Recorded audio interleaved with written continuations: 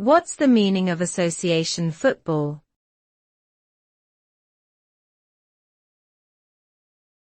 Association football.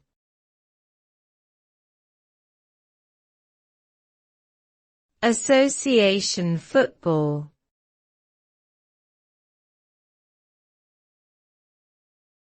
Association football.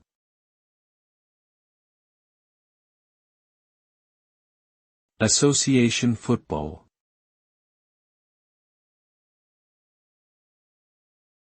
Association football is the international term for the sport commonly known as soccer.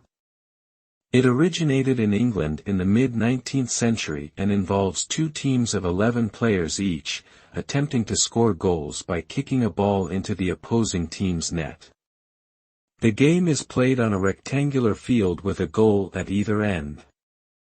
Association football is a popular sport worldwide, with millions of fans and participants. It also has a significant impact on culture, identity, and international relations, with major events such as the World Cup attracting global attention.